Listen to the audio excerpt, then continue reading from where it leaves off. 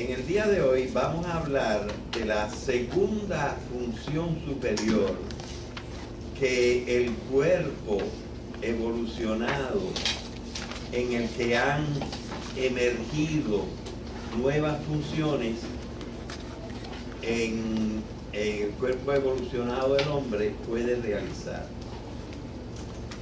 Ya en la clase pasada nosotros vimos una de esas funciones, la función cognoscitiva.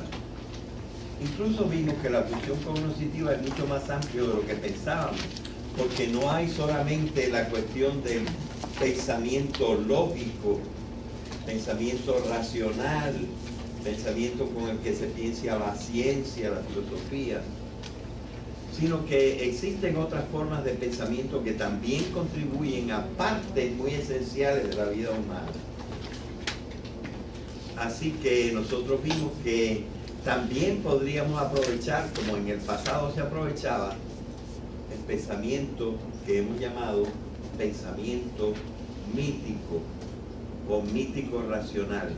Y nosotros vimos, y ya esto está en DVD, en la biblioteca, cómo hay una serie de reglas que distinguen el proceso del pensamiento lógico del proceso del pensamiento mítico. Porque en general el proceso del pensamiento lógico, aunque lentamente lo aprendemos, pero casi nadie aprende realmente a poder utilizar hoy en día el pensamiento mítico. Y esto ha contribuido, entre otras cosas, a que, por ejemplo, la religión, que se basa tanto en el pensamiento mítico, decaiga. Ciertas formas de arte que usan mucho el pensamiento mítico también pueden decaer, porque ya no entendemos el pensamiento mítico. Así que la creatividad, la fantasía se desarrolla muy a menudo por un tipo de pensamiento que no es el pensamiento lógico. Y todas estas cosas las estuvimos examinando, no podemos detenernos más en esto, pero es una introducción para que ustedes vean qué es el hombre, que es lo que hemos estado tratando de examinar con más cuidado en esta introducción. Pero ahora tenemos que avanzar hacia la segunda función del hombre. El conocimiento, las funciones superiores, ¿verdad? El conocimiento, comparándolo, es como si el mundo, con esa puerta abierta, por ejemplo, entrara hacia nosotros y nosotros viéramos cómo es el mundo.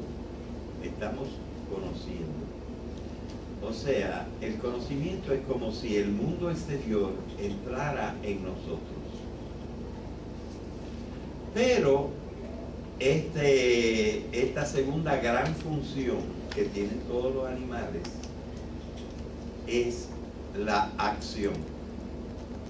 Y la acción es como el otro lado de la moneda. Es como si nosotros de aquí saliéramos al mundo. ¿Para qué? Para dos cosas. Para aprovecharnos de él, porque lo necesitamos. Y segundo, para poder utilizarlo mejor, transformar el mundo. Y nosotros transformamos las plantas en muebles o en leña. Transformamos alimentos que no se podrían comer crudos, los transformamos en alimentos que se pueden comer. Para nuestra facilidad transformamos algunos metales en instrumentos. Transformamos el mundo. Acción.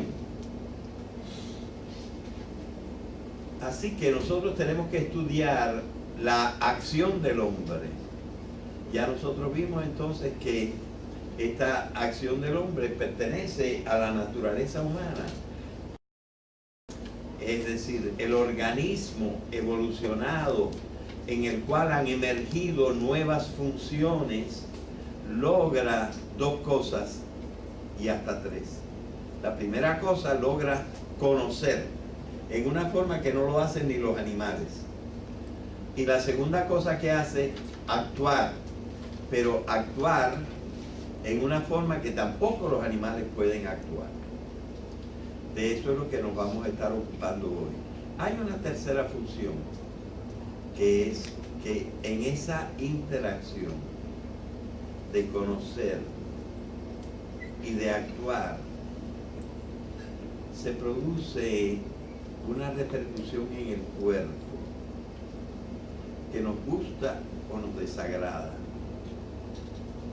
Son las emociones, los sentimientos, los afectos. Y sería como una tercera y muy importante función superior que tienen los seres humanos. Acuérdense, estamos estudiando qué es el hombre. Y en el hombre vemos que dependiente de su cuerpo, pero sin embargo ya creando unos productos que no son materiales, como los pensamientos, como el trabajo, como los sentimientos, estamos utilizando nuestra naturaleza para vivir, y para vivir como hombres, como seres humanos. Así que vamos a tratar de ver un poquito qué cosa es esta acción humana. Lo primero que podemos decir que esta acción humana es una especie de expansión de lo que hacen los animales. Porque las plantas no actúan tanto, ¿verdad?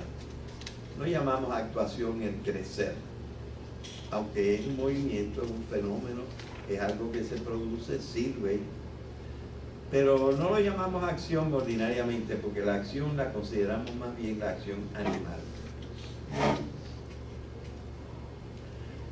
Nosotros compartimos la acción con los animales, pero también tenemos unas acciones que los animales no pueden hacer. Y así, para dividir nuestro estudio, nosotros podríamos decir que los animales actúan de dos maneras. Y nosotros podemos actuar de tres maneras. Y eso es lo que vamos a estudiar. Los animales, incluso animales bastante simples, prácticamente todos los animales tienen unas acciones que en general las pudiéramos llamar automáticas, pero que con una palabra un poquito más exacta en psicología la llamamos acciones reflejas. Por ejemplo, en todos los animales el alimento tiene que llegar a todas las partes del animal y algo tiene que bombear esas partes. Tiene que haber algo que cuando es un poquito más exacto ya es el aparato circulatorio, ¿verdad? Para llevar la sangre que carga alimento a las diferentes partes del organismo. Pero tenemos simplemente que casi todos los animales tienen algo que es comparable al corazón. Entonces el corazón tiene que latir. Y para latir, el animal no tiene que estar pensando, ay, me tengo que recordar que tengo que hacer latir mi corazón. Nosotros tampoco nos tenemos que recordar, ni los perros se tienen que recordar de que su corazón está latiendo, de que tienen que estar todo el tiempo respirando, de que para ir a algún lugar tienen que poner en marcha sus músculos, por lo que tenga lugar de músculos en los otros animales. Estas son acciones que podemos llamar automáticas o reflejas. También si algo me pica, yo saco la mano. Esa es una acción refleja. Y hay muchísimos ejemplos de esa cosa. Pero las acciones reflejas también están integradas con acciones más complicadas en los animales. A estas que exigen mayor progreso en el organismo, los llamamos instintos. Yo creo hasta que animales muy simples tienen instintos. Y así las abejas, utilizando la luz del sol, logran llegar hasta donde encuentran alimento en las flores para sus panales. Y son instintos muy simples, son instintos de orientación y de otro tipo.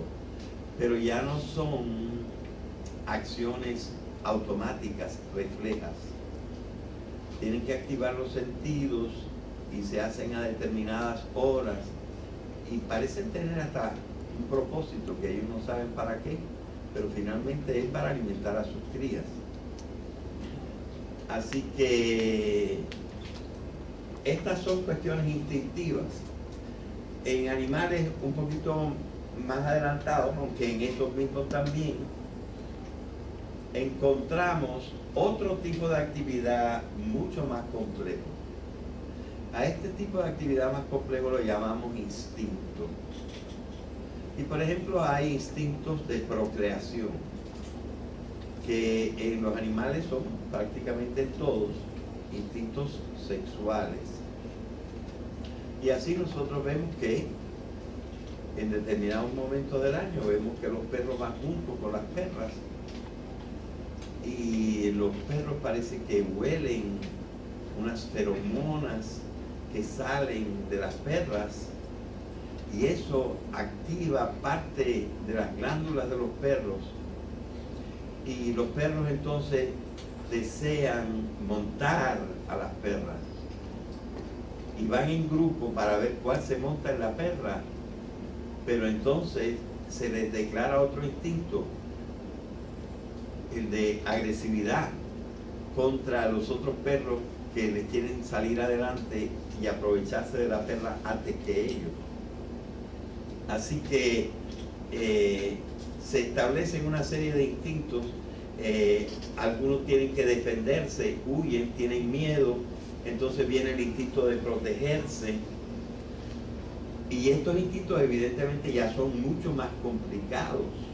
Exigen la visión, exigen lo auditivo, exigen la activación de ciertas glándulas, etcétera, etcétera.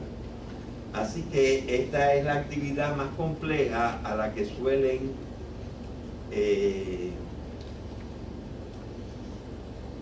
llegar los animales.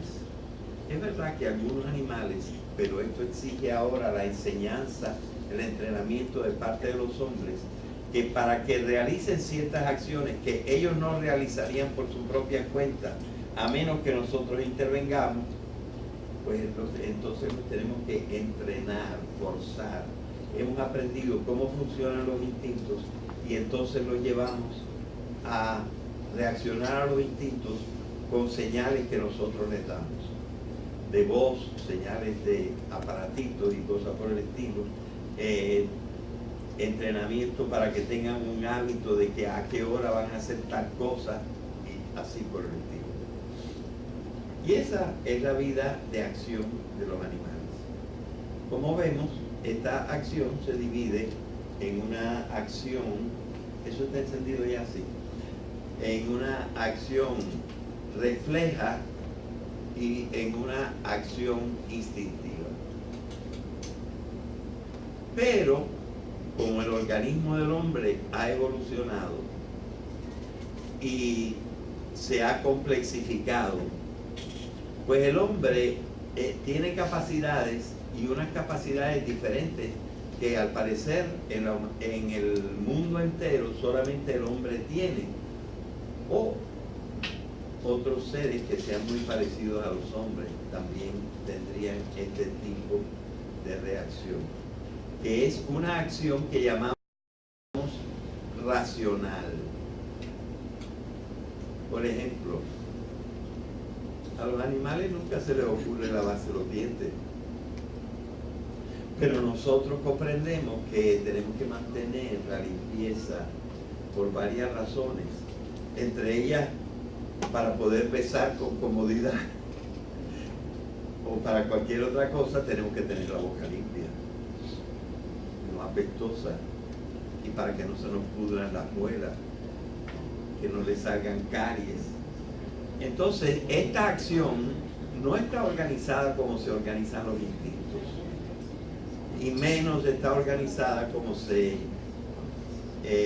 organizan los reflejos. Exige una forma muchísimo más compleja. Este tipo de acción nosotros la tenemos que pensar y decir, bueno, lo voy a hacer cada día cuando me levante, porque así no me voy a olvidar y así tengo mi boca limpia desde que me voy a ingerir los alimentos, etc. Y luego a lo mejor lo repetimos por la noche. Y evidentemente hemos planificado el día. Hemos dicho, caray, hoy es miércoles, me toca la clase. Y entonces nos organizamos. Y toda esta acción es una acción muchísimo más compleja. A esta acción la llamamos la acción racional. Ahora nosotros nos preguntamos, ¿de dónde nos sale todo eso? Señores, de lo que estuvimos hablando desde el principio y desde hace mucho tiempo, desde el principio de este cursillo. Todo eso sale del organismo humano. Y en especial de una parte del organismo humano que se llama el sistema nervioso. Este sistema nervioso está en esencia desde animales muy sencillitos, y en los embriones de casi todos los seres hay como 3 capas. Una capa que se llama el ectodermo, que se va a transformar en la piel, en los nervios y en el cerebro. Una parte que se llama el mesodermo, que se va a transformar en los músculos y en los huesos.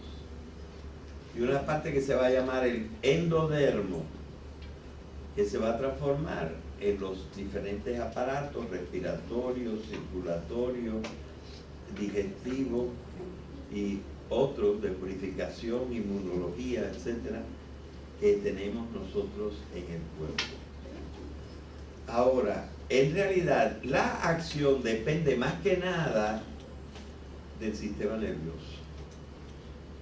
Y entonces nosotros bien vemos que mientras más se va desarrollando el sistema nervioso en los animales, mayor cantidad de acciones pueden realizar. Así que nosotros nos damos cuenta que la acción está dependiente del cerebro, pero que el cerebro tiene una serie de ramificaciones que invaden todo el cuerpo, que son los nervios, ¿verdad? Los nervios que llegan hasta las puntitas de extremidades de nuestra biología, pero que van a reportar todas al cerebro. Así que nosotros tenemos que ver que toda la acción, pero en realidad no solamente la acción, sino también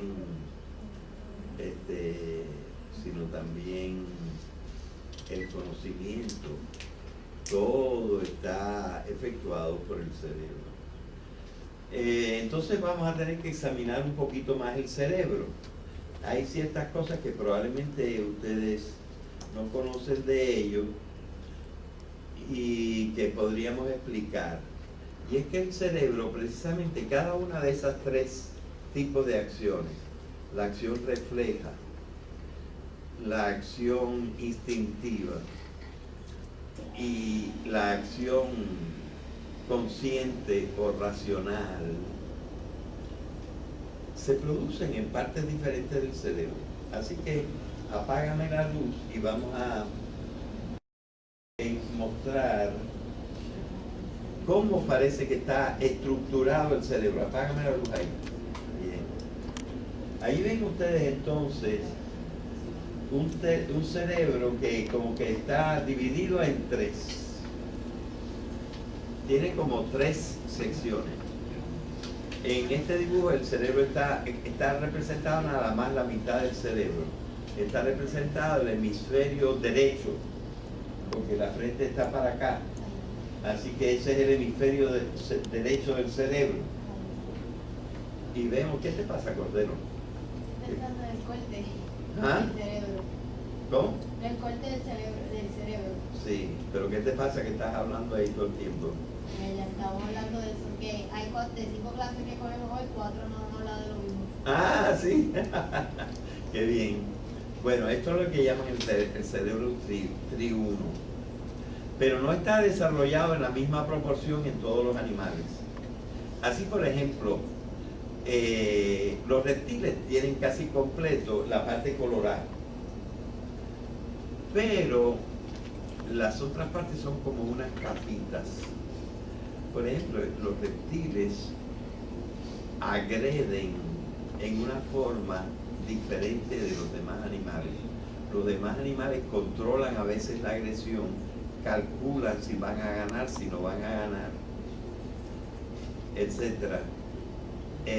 Pero los reptiles se lanzan, tienen pocos frenos y se lanzan a la acción. Bueno, ese es el cerebro que llaman reptil. Y lo particular de esto es lo siguiente. Enciende un momentito ahí. Enciende un poquito. Lo que pasa es esto, que en cada una de las partes del cerebro hay un circuito. Es decir, sube hasta el cerebro por un nervio, sube la información en forma de energía. ¿Qué pasa? No, me estoy adelantando un poco, pero no podríamos decir que ciertas emociones como felicidad, enojo, agresividad podrían salir de las tres partes del cerebro. Bueno, salen de la segunda más. Vamos a empezar por la primera. Y entonces llega hasta la médula espinal, a la parte de arriba, médula oblonga, y allí la parte informativa se conecta con la parte motora, y entonces de allí mismo, sin subir más arriba en el cerebro, baja hasta una parte comunicándose con aquí, por ejemplo, a retirar los músculos para que no me siga picando la punta del dedo, ¿verdad? De manera que nosotros tenemos que vamos a tener tres circuitos en el cerebro, y el primer circuito es más breve y se usa para las cosas más urgentes, para las cosas rápidas, para las cosas mecánicas, las cosas automáticas, las cosas reflejas.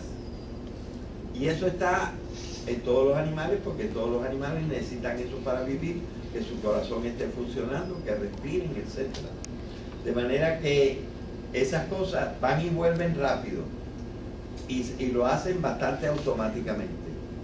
Pero también incluyen los músculos e incluyen ciertas cosas de los sentidos, ¿verdad?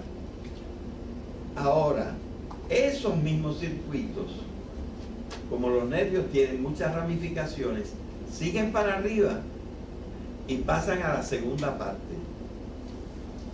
La segunda parte es mucho más complicada, tiene muchos más nódulos, cuerpecitos, lugares que se llaman surcos, tienen muchísimas pequeñas, parece como un manojo de frutitas que uno tiene dentro, por arriba del cerebro reptil. A esta parte, desde hace unos 80 o 100 años, lo están llamando el cerebro o el sistema límbico. En realidad el limbo quiere decir el borde. Pero ¿el borde de qué? Pues el borde del cerebro reptil, por arribita del cerebro reptil, pues tenemos el sistema límbico. El sistema límbico permite cosas como la memoria, entonces no hace falta que la primera almendra te haya caído en la cabeza. Digo, ya la memoria te recuerda, si estoy debajo de un árbol de almendra, tendré cuidado que no me caiga una en la cabeza, que me va a doler un poco.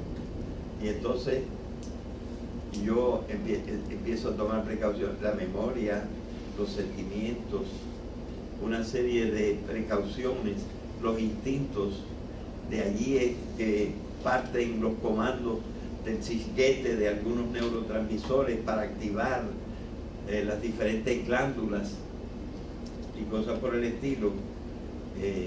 Así que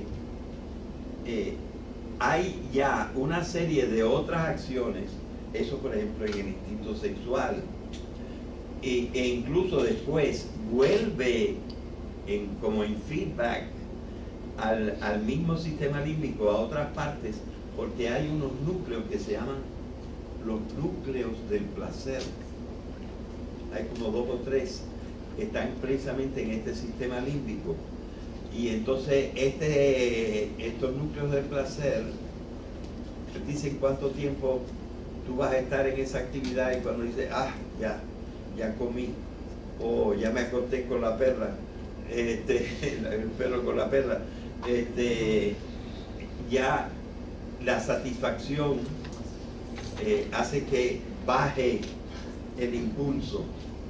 Es decir, toda la parte instintiva está más bien desarrollada con cosas que después nosotros utilizamos para funciones superiores como la memoria y otras cosas, pero todo está en esa parte central que se llama el sistema límbico. Pero también del sistema límbico suben hacia arriba, hacia la última parte del cerebro humano. Todos los animales tienen las 3 partes, pero la proporción es diferente.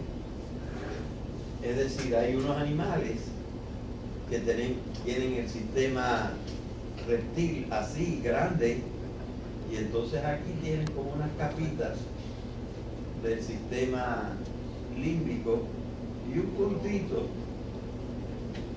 del sistema de corteza cortical, el sistema cortical, la corteza del cerebro. Pero en el hombre la proporción es inversa. En tamaño, la parte más grande es la parte cortical. La parte mediana tiene también tamaño mediano, y la parte de la médula es proporcionalmente menor que las otras 2 partes. Y todo está comunicado. Y entonces en la parte, el cerebro, sobre todo la parte cortical, está completamente dividida en 2 por una línea así, que nada más está atravesada por los axones de las neuronas, formando el cuerpo calloso, pero que están correspondientes, el lado que está acá también está acá. Y esta parte tiene, además de ese surco central, tiene unos surcos un poco más pequeños, así, de cada lado. Entonces, la parte de atrás sirve para la función cognitiva. La parte de delante sirve para la función motora. O sea, lo que en la médula espinal era nada más la mitad que sube y la mitad que baja, aquí ya tiene partes, ¿verdad? Y entonces las diferentes funciones están localizadas. Por ejemplo, las funciones de la visión. Por cierto, no sé si saben, a lo mejor esto no te lo dijeron, Cordero, que los ojos que están afuera salen progresivamente del cerebro. Es como una parte del cerebro que ha llegado hasta la superficie de nuestro cuerpo, pero tiene la misma estructura y las mismas conexiones que el cerebro. pero desde aquí de la parte delantera las cosas visuales se van a procesar en la parte occipital del cerebro, pasando por una especie de lazo que se forma aquí y sigue hasta atrás. Entonces, en la parte occipital del cerebro se van componiendo las diferentes cosas: la orientación, la posición, el equilibrio, el color, la forma. Cada una es percibida y uno se da cuenta en alguna parte especial. Otra parte es así, comunica con el sentido del oído. Y entonces se va integrando hasta que nosotros decimos, mira, un pajarito. Pero ese pajarito se formó en 17 diferentes lugares hasta que nosotros pudimos verlo, ¿verdad? Es la integración del cerebro que va funcionando y entonces se conoce. Bueno, toda la parte de atrás del cerebro es para el conocimiento. Incluso como el lenguaje exige por una parte conocimiento y por otra parte acción, tiene dos lugares. Un centro que se llama el centro de Wernicke, que se ocupa de la sintaxis, el orden en que vas a poner las palabras, y una parte de atrás para, por ejemplo, la morfología y la fonología, que se llama el centro de Broca, y tienen que tener relaciones la una con la otra, ¿verdad? Y están del lado izquierdo del cerebro para la lengua nativa, la lengua materna. Mientras que la otra parte que está igualita en el lado de acá, ordinariamente la usamos para las lenguas que vamos adquiriendo. Pero este fenómeno solamente ocurre en el hombre, porque el animal, como tiene menos funciones, puede dejar que más espacio sirva para cada función. Entonces, tenemos todas esas cosas en la corteza cerebral, que por cierto tiene 6 capitas, 6 capas la corteza cerebral. Delante del surco, no me acuerdo ahora cómo se llama ese surco, no sé si alguno de ustedes lo recuerda, el surco equilateral. En este momento no recuerdo el nombre, pero delante... ¿Ah? ¿Tú dices la sutura o la...? No, el surco. La donde- división, el corte. Sí. No, pero ese es corte, no se trata del corte, se trata del surco. Es decir, el surco es un hundimiento, ahí hay como una cosa que penetra hasta el cuerpo calloso. Tiene el nombre de un hombre que lo descubrió. Bien, pero la parte de adelante sirve para la parte motora. Para la parte motora. Y por ejemplo, las decisiones, que son de las acciones más complejas del hombre, están en la parte frontal. En la parte frontal. Y los pensamientos sobre la intimidad y eso también están ligados con la parte frontal. Así que nosotros vemos que el cerebro humano, emergido, evolucionado del sistema animal y emergido a nuevas funciones, va desarrollando y puede desarrollar otras funciones que son las funciones que nosotros llamamos racionales, como la de limpiarnos los dientes o la de hablar. Así que todas estas cosas forman parte de la acción humana. Claro, nosotros en la naturaleza humana, lo más que tenemos que estudiar son la conducta racional. Conducta es el conjunto de la acción de Silvio, ¿no? Rolando. De Rolando.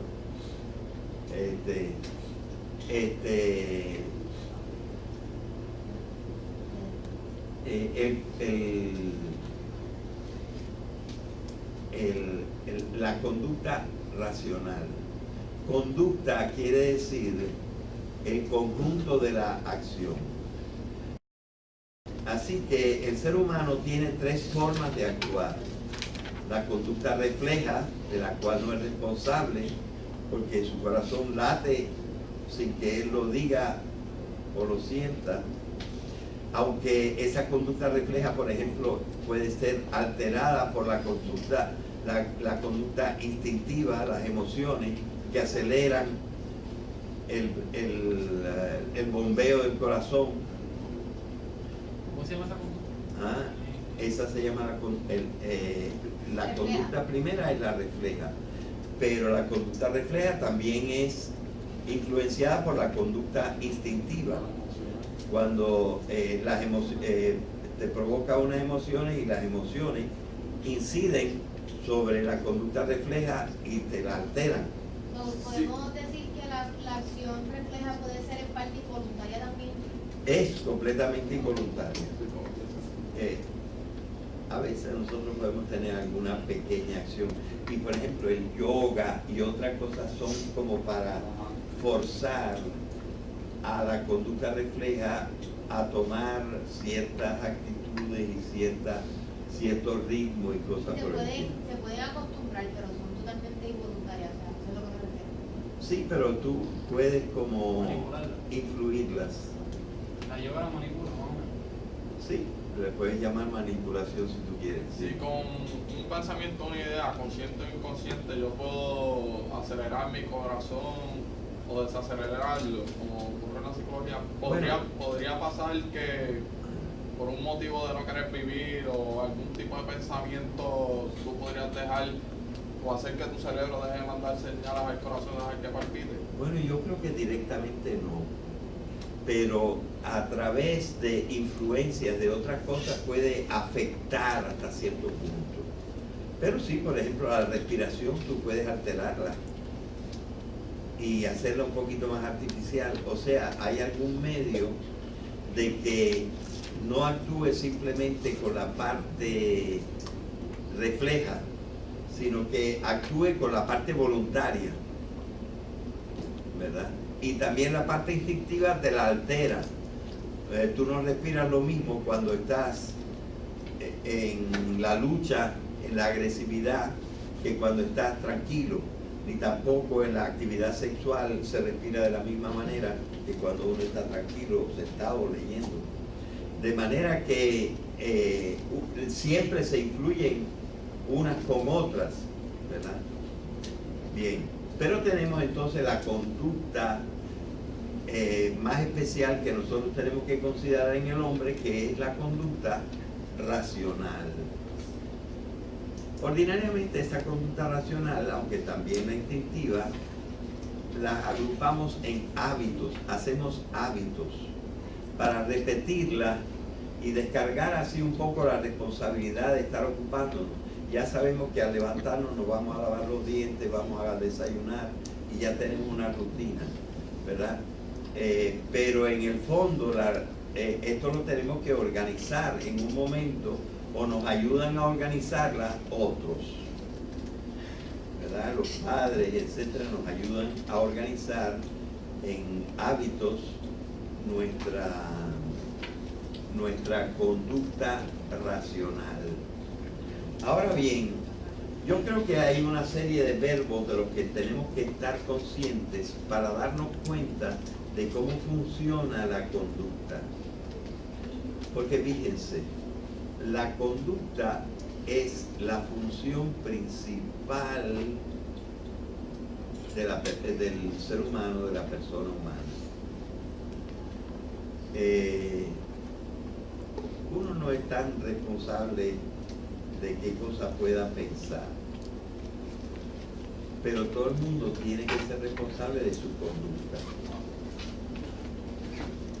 Y la sociedad tiene también que, si la gente no aprende rápido a mantener su conducta en una forma, la sociedad lo va obligando, lo va constriñendo, lo va obligando a actuar de una determinada manera. Así que lo principal y lo que da mérito a la vida no es lo que uno sepa, es lo que uno hace. Y como se dice, al final de la vida nosotros vamos a ser juzgados por nuestras acciones, no por cuánto hayamos sentido ni por cuánto hayamos pensado, sino por cómo hemos actuado.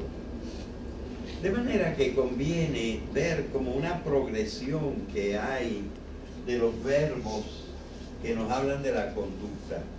En general, el primer verbo que podemos hablar es el de actuar o la acción, pero vamos a poner actuar. Fíjense que el actuar se convierte también en hacer, porque hacer es para afuera. La actuación es con el propio cuerpo, etc. La acción es influyendo hacia afuera. Entonces, en el ser humano esto está muy organizado en general en el trabajo, ¿verdad? Pero el trabajo necesita propósitos. Voy a trabajar para comer, voy a trabajar para prepararme, voy a trabajar para trasladarme, etc. Necesita un propósito, proponerse. Bueno, antes de sí, proponerse. Pero para proponerse hay un proceso interior que hacer, y ese proceso interior lo podemos llamar la decisión.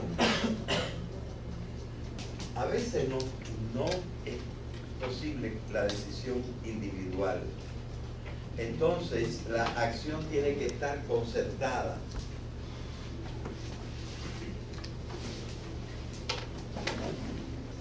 Pero finalmente, por el propósito, la acción tiene que tener una finalidad. Y la finalidad principal que nosotros podemos desarrollar es el amor.